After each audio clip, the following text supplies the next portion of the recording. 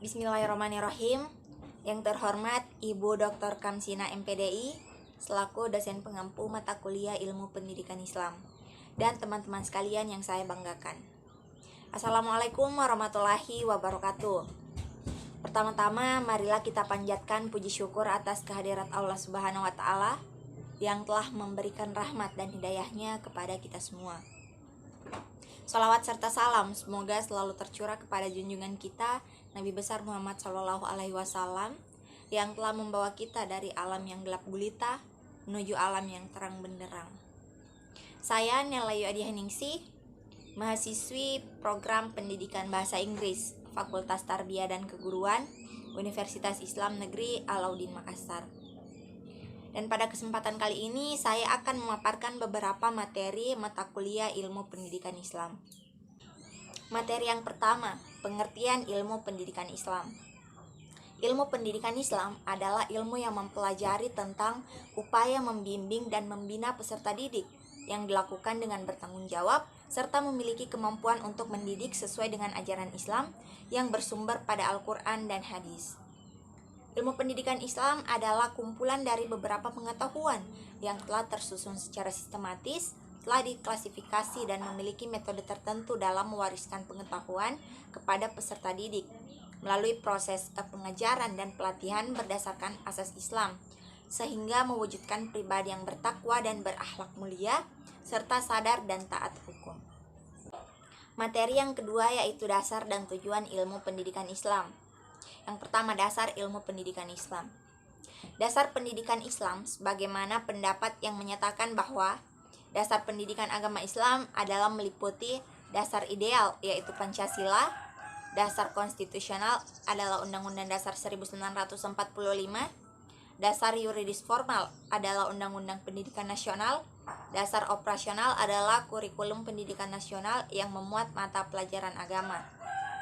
Berdasarkan pendapat tadi jelas bahwa dasar pendidikan agama Islam secara yuridis formal itu adalah dasar-dasar yang berkenaan dengan negara Republik Indonesia, dan yang lebih utama bahwa pendidikan agama Islam memiliki dasar secara religius yaitu Al-Quran dan As-Sunnah. Keduanya ini yang menjadi pedoman dan tuntunan hidup umat Islam dalam segala aktivitas tersebut dalam usaha melaksanakan pendidikan Islam, baik masalah materi, metode maupun tujuan pendidikan Islam. Selanjutnya, tujuan ilmu pendidikan Islam. Adapun tujuan pendidikan Islam adalah untuk menciptakan manusia yang mengabdi kepada Allah Subhanahu wa taala, mewujudkan generasi yang beriman dan bertakwa, beramal soleh, berakhlak mulia, serta mampu berdiri sendiri sebagai salah satu dari ciri kepribadian muslim sejati. Dengan pengabdian itu, manusia akan mendapat keseimbangan hidup antara kehidupan dunia dan kehidupan akhirat, sebagaimana yang telah dicita-citakan setiap muslim sesuai dengan kehidupan yang diinginkan. Tujuan utama pendidikan Islam tidak terlepas dari tujuan hidup manusia dalam Islam, yaitu untuk menciptakan pribadi-pribadi hamba Allah yang selalu taat dan bertakwa kepadanya, serta dapat mencapai kehidupan yang berbahagia di dunia dan akhirat. Oleh karena itu, dasar pendidikan Islam harus berpedoman pada dasar hukum Islam itu sendiri yaitu Al-Quran dan Hadis. Dua hal itulah yang menjadi landasan utama dalam pendidikan Islam, dan tentu saja ditambah dengan hasil pemikiran manusia sepanjang itu tidak menyalahi Al-Quran dan Hadis. Materi yang ketiga yaitu lapangan penelitian pendidikan Islam. Lapangan penelitian pendidikan Islam merupakan suatu metodologi penelitian yang bertujuan untuk memecahkan masalah yang ada dengan menggunakan sudut pandang paradigma Islam. Lapangan penelitian pendidikan Islam adalah cara ilmiah untuk mendapatkan data atau informasi dari Al-Quran, Al-Hadis, dan pendapat para ulama serta pakar pendidikan Islam sebagaimana adanya dan bukan sebagaimana harusnya, dengan kegunaan dan tujuan tertentu. Berbagai aspek dalam pendidikan Islam dapat dilihat dari segi cakupan materi didikan, filsafat, sejarah, kelembagaan, sistem, dan kedudukannya sebagai sebuah ilmu. Bidang penelitian pendidikan Islam dibagi menjadi 6 bidang, yaitu yang pertama penelitian sejarah pendidikan Islam, yang kedua penelitian Al-Quran dan Hadis, yang ketiga penelitian filsafat pendidikan Islam, yang keempat penelitian manajemen pendidikan Islam, yang kelima penelitian kebijakan pendidikan Islam, dan yang keenam penelitian operasional dalam pendidikan Islam. Materi yang keempat yaitu alat-alat pendidikan Islam. Yang pertama, eksistensi alat pendidikan Islam. Alat pembelajaran merupakan tindakan, perbuatan, situasi, dan atau benda yang dengan sengaja diadakan untuk mencapai tujuan pendidikan. Sementara istilah tindakan atau perbuatan merujuk pada objek yang hidup atau berubah itu adalah tindakan atau perbuatan manusia. Alat pendidikan dapat berupa fisik atau non-fisik yang dalam proses kependidikan perlu didayagunakan secara bervariasi sesuai dengan situasi dan kondisi yang ada. Tujuan ulama mempergunakan alat tersebut ialah untuk mencapai hasil yang optimal dalam proses kependidikan. Oleh sebab itu, istilah alat lebih tepat digunakan untuk objek yang non-manusia, contohnya papan tulis, kapur, buku, tempat belajar, situasi, dan kondisi ruangan, serta hal itu akan sangat membantu proses pembelajaran. Alat-alat pendidikan Islam ini harus bernilai mendukung norma-norma Islami dan mampu berfungsi memperlancar proses pencapaian tujuan pendidikan Islam. Oleh karena itu, suatu alat atau metode harus mengandung nilai intrinsik dan ekstrinsik sejalan dengan tujuan pendidikan yang ideal Islami dan dapat diterapkan dalam materi kependidikan yang sesuai dengan tujuan pendidikan Islam. Oleh karena itu, dalam penggunaan alat pendidikan Islam perlu diseleksi terlebih dahulu sebelum digunakan dalam proses pembelajaran. Mana yang tepat digunakan dan mana yang kurang tepat untuk digunakan. Harus diukur dari tujuan pendidikan yang hendak dicapai dalam proses. Alat-alat pendidikan yang baik, yang serbaguna maupun tunggal, guna sekurang-kurangnya harus mengandung nilai yang bersifat mendidik. Selanjutnya, konsep hukuman, pergaulan, wibawa, sarana, dan media pembelajaran menurut pendidikan Islam. Yang pertama, hukuman. Hukuman adalah salah satu alat pendidikan yang juga diperlukan dalam pendidikan Islam. Hukuman diberikan sebagai akibat dari pelanggaran, kejahatan, atau kesalahan yang dilakukan oleh peserta didik. Tidak seperti akibat yang ditimbulkan oleh ganjaran, hukuman mengakibatkan penderitaan atau kedukaan bagi peserta didik yang menerimanya. Hukuman tidak boleh merusak baik antara guru dan peserta didik. Untuk itu, hukuman yang diberikan itu diupayakan yang dapat dipahami oleh peserta didik. Kemudian yang kedua, pergaulan. Guru hendaknya memelihara akhlak yang mulia dalam pergaulannya dengan orang banyak dan menghindarkan diri dari akhlak yang buruk. Sebagai pewaris Rasulullah SAW, sudah sepantasnya seorang pendidik untuk memperlihatkan akhlak yang terpuji, sebagaimana peran yang dimainkan oleh Rasulullah SAW dalam menghadapi umatnya sebagai teladan atau panutan. Kemudian yang ketiga, wibawa. Wibawa adalah sifat yang memperlihatkan kemampuan untuk mempengaruhi orang lain melalui sikap dan tingkah laku yang mengandung kepemimpinan dan daya tarik.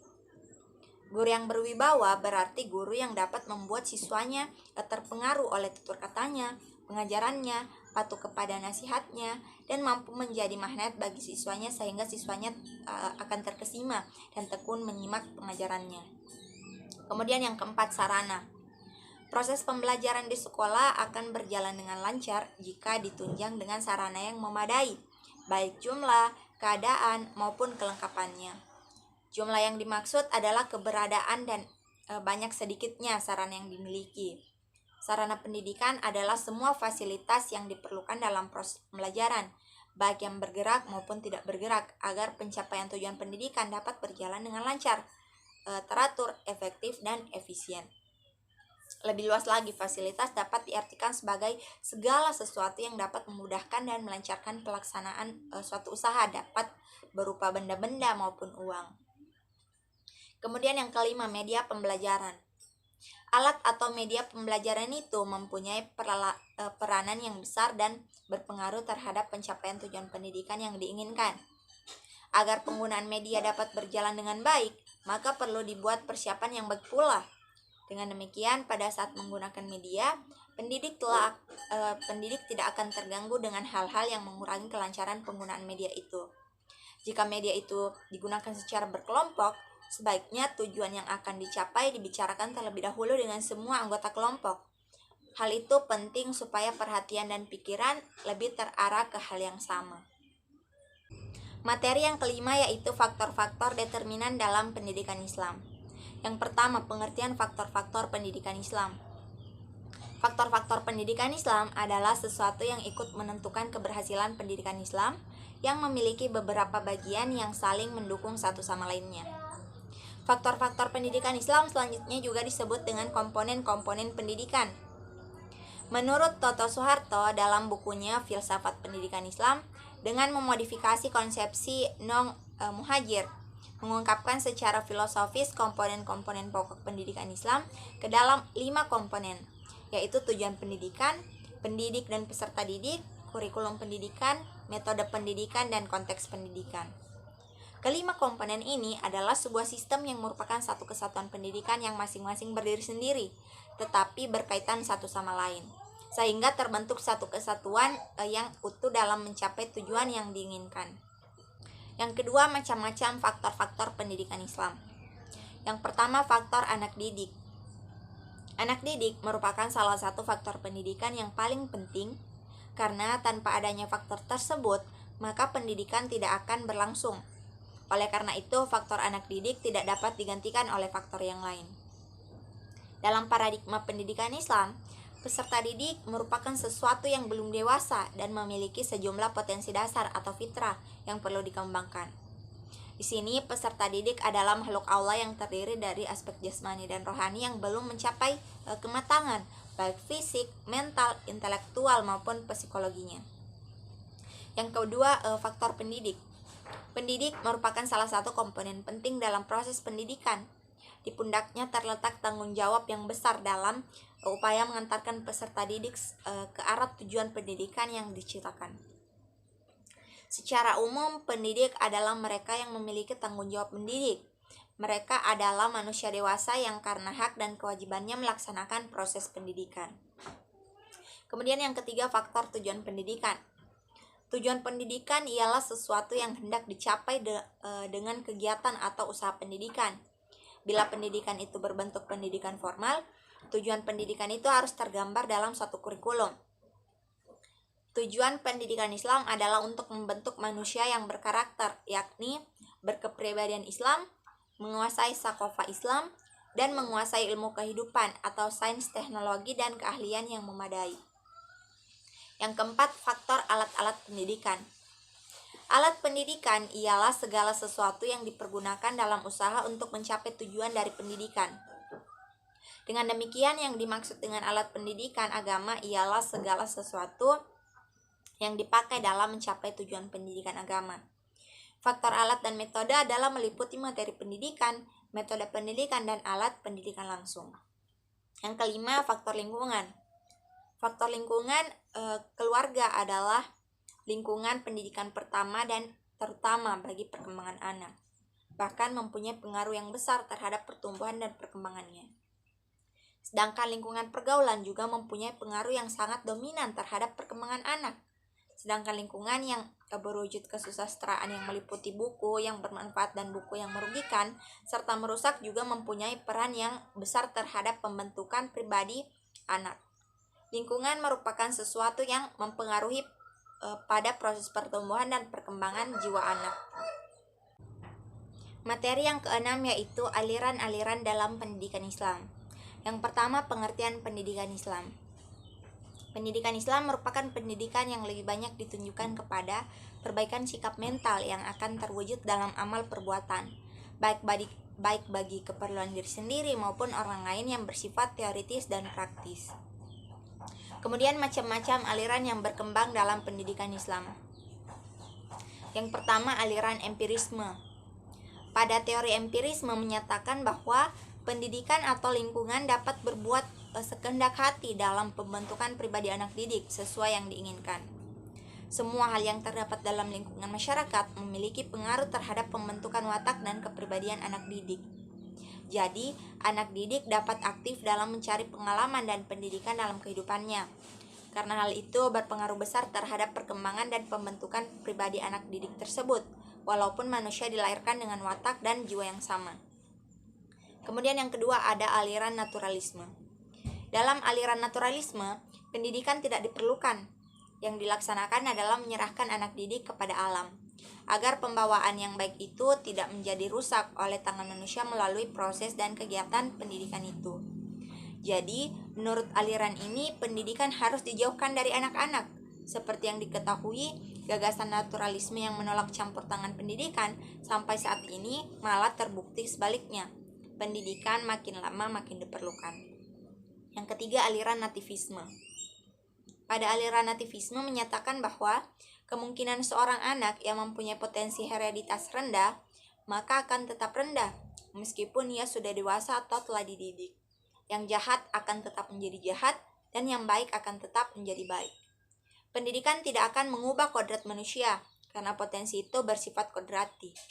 Pendidikan yang tidak sesuai dengan bakat dan potensi anak didik adalah pendidikan yang tidak berguna bagi perkembangan anak itu sendiri. Kemudian ada aliran konvergensi. Dalam teori konvergensi yang dikembangkan oleh William Stem, bahwa pembawaan dan lingkungan merupakan dua garis yang merujuk kepada suatu tujuan atau titik temu yang sama. Sebagai contoh dari teori konvergensi ini adalah tentang kemampuan dua anak kembar yang ketika lahirnya sudah dapat ditentukan oleh dokter yang mengatakan bahwa pembawaan mereka sama. Namun jika keduanya dibesarkan dalam lingkungan yang berlainan atau berbeda, mereka akan memiliki kepribadian, perkembangan jiwa dan kepribadian yang berbeda. Kemudian selanjutnya, pandangan Islam terhadap aliran yang berkembang dalam pendidikan Islam. Yang pertama, pandangan Islam terhadap aliran empirisme. Dalam pandangan Islam, Islam tidak memutlakkan peran lingkungan atau pendidikan dan menghilangkan peran hidayah Allah Subhanahu wa taala. Islam memandang bahwa lingkungan tidak sepenuhnya dapat membentuk orang menjadi lebih baik. Buktinya, ada anak seorang nabi yang tidak menjadi orang yang beriman, sebagaimana anak Nabi Nuh. Demikian pula pamannya Nabi Muhammad SAW dan kakeknya yang ternyata juga tidak beriman kepada Allah Subhanahu wa taala. Yang kedua, pandangan terhadap aliran naturalisme. Dalam ajaran Islam, pada hakikatnya manusia sebagai khalifah di bumi ini yang memiliki potensi untuk memahami, menyadari, dan kemudian merencanakan pemecahan problem kehidupan. Islam memandang aliran naturalisme adalah aliran yang memandang bahwa manusia diciptakan agar dapat belajar dan berpikir untuk kembali kepada penciptanya.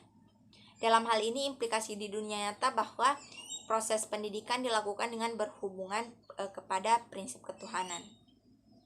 Kemudian pandangan terhadap aliran nativisme. Dalam pandangan Islam, aliran nativisme tidak sepenuhnya dapat diterima. Islam mengakui bahwa setiap manusia memiliki kemampuan jasmani, akal, dan rohani yang dibawanya sejak lahir. Namun, berbagai kemampuan tersebut tidak dapat dengan sendirinya tumbuh dan berkembang jika tidak dilakukan pembinaan. Kemampuan baru tersebut merupakan potensi atau bahan yang masih harus dibentuk. Tak ubahnya seperti mutiara yang harus dibentuk lebih dahulu dengan cara digosok, dipanaskan, dan sebagainya. Kemudian yang terakhir ada pandangan terhadap aliran konvergensi. Dalam pandangan Islam, keberhasilan pendidikan Islam disebabkan karena usaha manusia, juga karena hidayah dari Allah Subhanahu wa taala. Islam memandang bahwa mendidik tak ubahnya seperti orang yang bertani. Walaupun sudah ada bibit yang unggul atau bermutu tinggi dan tanah yang subur, belum tentu itu menjamin tanaman tersebut tumbuh dan berbuah dengan sangat baik. Walaupun seorang anak memiliki bakat yang unggul dan lingkungan yang baik, namun belum dapat menjamin pendidikan akan berhasil. Tanaman yang berbuah atau pendidikan yang berhasil amat bergantung pada kehendak dari Allah Subhanahu wa taala. Nah, itu tadi pemaparan beberapa materi mengenai ilmu pendidikan Islam. Semoga materi tadi dapat bermanfaat dan dapat menambah pengetahuan kita mengenai ilmu pendidikan Islam.